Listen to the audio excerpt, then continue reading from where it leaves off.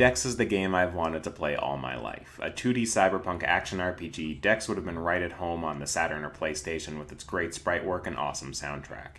As if making up for lost time, appealing directly to my generational gaming tastes, Dex refines what was old and makes it new. It's not perfect, the game having some problems with pacing and cliché, but a few shortcomings do little to tarnish this cyberpunk gem. Dex opens with an action-packed chase, hastily introducing the player to the seedy underground of Harbor Prime. After rendezvousing with a hacker and resistance fighter, it's soon revealed that Dex has a unique gift. She can communicate with Kether, a sort of cyber god. Dex's setup isn't the most original, but its Neuromancer and Deus Ex inspirations hardly keep it from being enjoyable. The game's central narrative takes a long break after the opening bit, setting Dex loose into the city. Here, Dex can partake in side quests, route through restricted areas, buy a hooker, or just get lost in the crowd. This central section of the game is without a doubt the highlight. It's easy to forget Dex's motivations and simply become errand girl or gun for hire. The side quests are plentiful, some overlapping with one another. Quests require players to deduce their next actions and destination, dire entries outlining quest goals. Those spoiled by modern RPG quest markers will be in for a bit of a shock with Dex having to remember characters and locales on their own, but the game is more rewarding because of it. I was unable to complete some quests due to, I'm guessing, not having met certain criteria, but most were easy enough to decipher. While these side quests are necessary in order to gain enough experience and equipment for the eventual endgame, it hardly feels like a grind. Sadly, when the endgame is activated and the central narrative reintroduced, Dex loses some of its luster. An overcooked ending makes the game's inspirations less charming and more irritating, finishing the game on a string of tedious and redundant notes.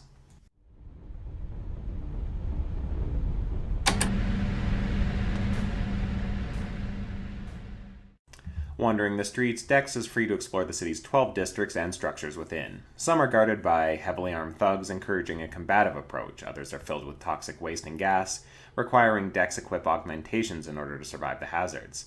The skyscrapers, clubs, and hideouts of the game's gangs and megacorps are heavily fortified with security systems, hacking being players' safest bets. Some skills may arguably be more useful than others, like hand-to-hand combat, though with the Save Anywhere feature in the Enhanced Edition, you are free to try any section as many times as it takes to get through. Dex's world is small, but part of the game's charm is the fact that you can see all of it, or at least most of it, if you try. Dex can walk, talk, jump, hack, use items, and fight. New areas and conversations become available depending on your build, and it's a lot of fun to see all the different ways to tackle a scenario. Choices have consequences, and whereas one build may work great for certain sections, others may become quite challenging as a result of Dex's inept skills rather than her practiced ones. This too helps maintain the game's charm, the player forced to make the best of tough situations. Try to neutralize it just enough for the rest.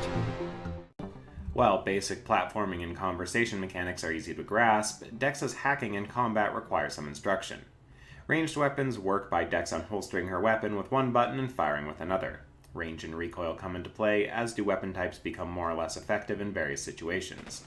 Shooting feels good. I put all my resources into range skills my first playthrough, and the upgrades were empowering to witness. Melee combat takes place on a 2D plane, Dex raising her fist with one button and jabbing with another. Hand-to-hand is something you'll more than likely fall back to on several occasions, no matter your build, making pattern memorization essential for those who choose to forgo upgrading melee skills. Hacking turns the game into a sort of twin-stick shmup, with players shooting security bots and capturing nodes. It's a fun diversion, though like the other forms of combat, wouldn't really stand on its own. Like most action RPGs, the simplicity of the game's various mechanics make Dex approachable and rewarding, negating complaints of shallowness.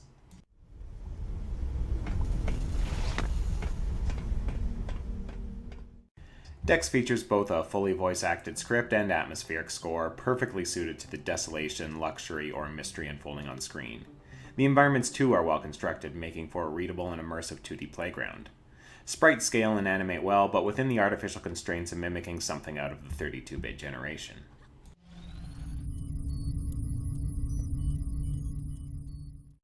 Dex is a short game, though the variable length of the mid-game can stretch should players wish, and given the world built, most Cyberpunk fans will probably want to stretch it out as long as possible. The game's final act is a weak point, though the exploration and customization of the central game is more than enough to make up for its disappointing conclusion.